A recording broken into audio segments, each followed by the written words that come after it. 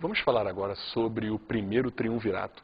E quando eu falo em triunvirato, eu estou me referindo ao governo de 3 generais, Júlio César, Pompeu e Crasso. Os patrícios, mais uma vez, enxergavam nesses generais a possibilidade de sufocar essas revoltas dos plebeus. Apesar de todos os problemas, esse primeiro triunvirato conseguiu conquistar a Gália. E existe um filminho, uma historinha muito interessante sobre essa conquista. Esse filme é o Asterix e Obelix, que na verdade narram a trajetória dos gauleses na campanha contra o Júlio César, quando o Júlio César partiu para a dominação da Gália.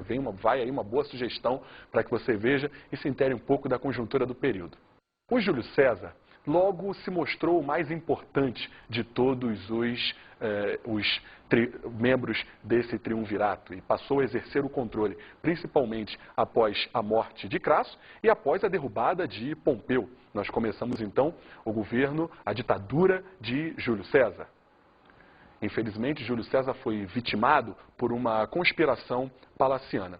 Depois da ditadura de Júlio César, nós temos a formação do que chamamos de Segundo Triunvirato, formado por outros 3 oficiais do exército romano: Lépido, Marco Antônio e Otávio. O Otávio mostrou-se o mais importante de todos esses membros do Segundo Triunvirato. Otávio, que realiza uma perseguição ao Lépido, ele derruba o Lépido e persegue Marco Antônio. Marco Antônio acaba se refugiando no Egito, onde era casado com a regente Cleópatra. Júlio César não se conteve. Júlio César enviou tropas ao Egito para perseguir e prender Marco Antônio. Diante da proximidade das tropas comandadas por Júlio César, Marco Antônio e Cleópatra se suicidaram. Bem, com a ascensão de Otávio, nós vamos entrar num novo período da história romana. Vamos começar a falar no Império Romano. Otávio vai realizar uma forte política de centralização do poder em si próprio. Com isso, Otávio vai aos poucos diminuindo o poder do Senado romano. São reformas importantes. Além disso, o Otávio vai adotar o título de Otávios Augustus. Augustus, que significa o divino, é isso mesmo. O Otávio fazia questão de que a população o visse como um deus. Ele buscava a legitimidade divina para o seu poder. Bem, Otávio realizou uma série de reformas administrativas importantes, como o controle do tesouro, a criação do correio. E, além disso, Otávio procurou fazer com que o Estado fosse o responsável pela cobrança dos impostos. E não mais aqueles que arrendavam, os particulares que arrendavam a cobrança dos impostos, que eram conhecidos como publicanos. A gente sabe que durante o governo de Otávio, durante a instalação do Império Romano, nós temos uma forte expansão do Império. O Império que tem como limites o Tigre Eufrates, e, além disso, a conquista do norte da África e até a Península Ibérica foi conquistada, de maneira que o Mediterrâneo, a margem do Mediterrâneo, foi praticamente controlada pelos romanos. Bem, Otávio, quando pensou na questão da sucessão daquele imperador que o sucederia, percebeu que não tinha herdeiros, ele não tinha filhos herdeiros. E aí Otávio vai adotar o critério da adoção. Ele adota Tibério.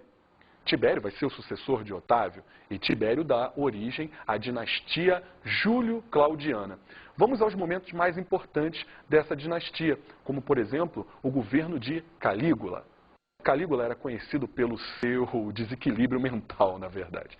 Calígula que promovia grandes orgias em Roma, no Império Romano.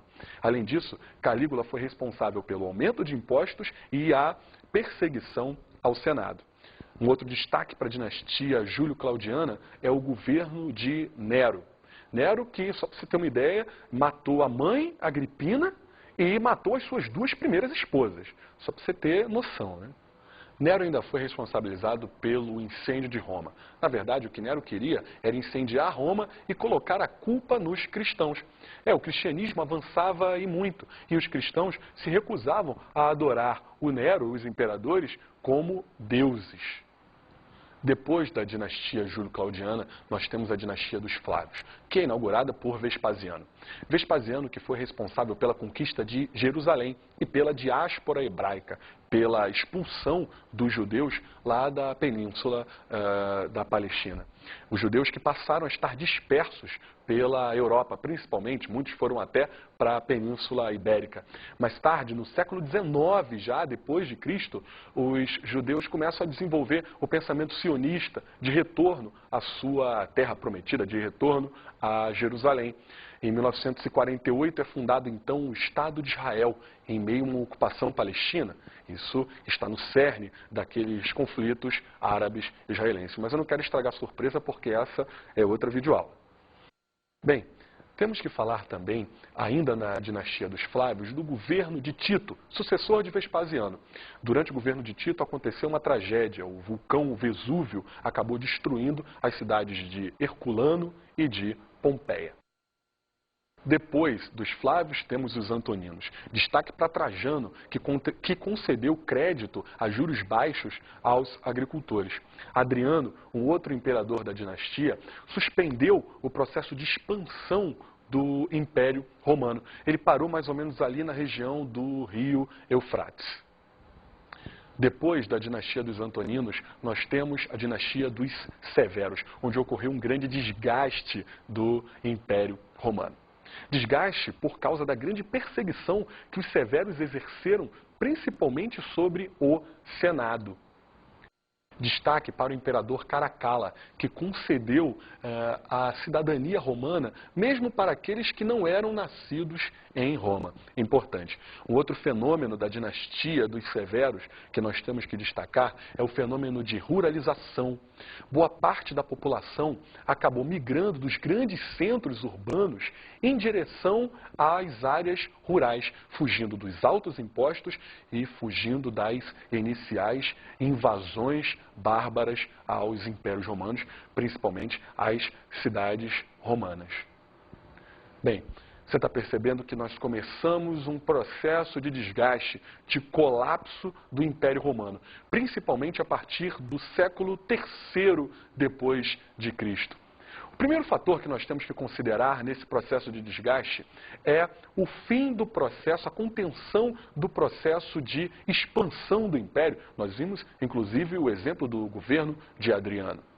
Com a contenção da expansão do Império, nós temos a redução da quantidade de escravos disponíveis no Império Romano. Porque nós sabemos que a principal forma de obtenção de escravos é através da conquista. Não esqueça disso. Bem, além disso, um outro fator contribui e muito para a redução da quantidade de escravos. Sabe qual é esse fator? Esse fator é o avanço do cristianismo. Vamos a um trecho do filme Paixão de Cristo, que vai nos elucidar sobre essa questão do avanço do cristianismo em anos de Império Romano. Solta aí. Namaste Nakom.